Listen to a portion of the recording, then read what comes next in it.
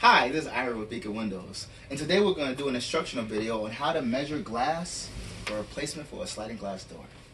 Now the items we're going to need are first a rubber mallet, preferably a heavy one just in case things are difficult, an extension for your impact driver, a hit stick, and an impact driver with the appropriate bit for your screws. In this case, we'll be using a Phillips head.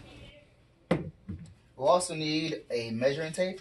And with the measuring tape, it's good to keep in mind that it's helpful to have one that indicates the smaller measurements. That way we won't have to do the math on our own. And lastly, a caliper may be necessary under certain circumstances. All right. So in order to get the measurements for a glass that we're going to be replacing, what we need to do is actually need to get two measurements. First, we get the VGS, which is a name that Beacon Windows uses here to stand for visual glass size. Now the visual glass is from one gasket to the other gasket. Now it's not from the aluminum of the door, but it's from gasket to gasket. So what we're going to do is, we're going to look right here, from the edge of this gasket to the edge of the other gasket. And as you can probably see, it's about 29 inches and 1/8. Now, when you do get the measurements, it's good to write down the measurements immediately because a short pencil is much better than a long memory. Now, as we've gotten that measurement, now we're going to get the vertical measurement. Now, in order to get the vertical measurement, we do the very same thing. We go from gasket to gasket. Now, it is helpful with two people, but one person can do it just fine. Now, in this situation, we have 74 and 7/8.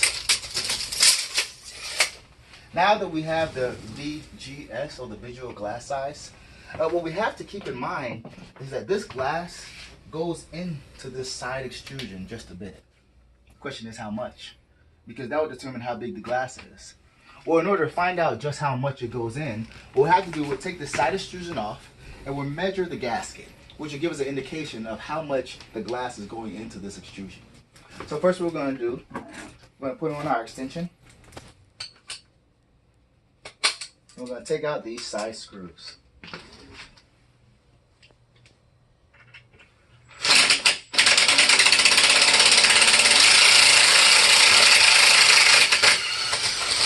If you're not acquainted with using an impact driver, this is where the term lefty-loosey, righty-tighty comes from.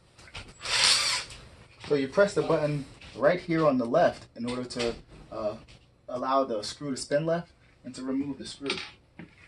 And the opposite would be to tighten it. Here we do it again.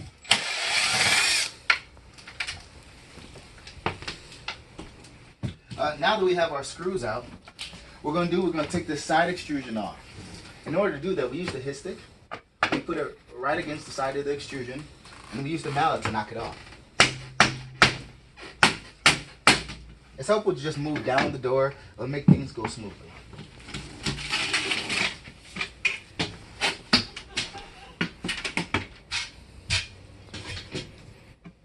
Now that we have the side extrusion off, what we have to do is we have to measure this gasket. Now this gasket again indicates how much it goes into the door.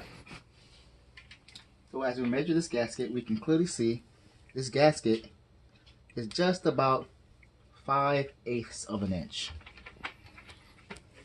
So now that we got the size of our gasket, we know that this glass goes 5/8 of an inch into the door on this side and into the door on that side. So in order to get our actual glass measurement, we'll just have to add 5/8 to our actual measurements twice. And that will get the actual size for the horizontal and the vertical lengths. But what about the thickness of the glass? This is always something that's extremely important when it comes to glass, because you can get all the measurements right. If this one is wrong, it won't fit. So with the thickness of the glass, you just simply put it right next to the glass, just like you see. You can see that this one is 3/16. Now 3/16 is the most common measurement for tempered glass. It's not always that way, but it is something that we see quite often. Now that we have all of our measurements, we're able to add it all up. So we add the VGS, or the visual glass size, plus the size of our gasket twice, once for each side. Do the same thing for the vertical, and then we have our thickness. It's also good to keep in mind that you must be able to see the color of the glass and ensure that that's taken into account. Thank you for watching our Beacon Windows instructional video. Now you know how to match your glass.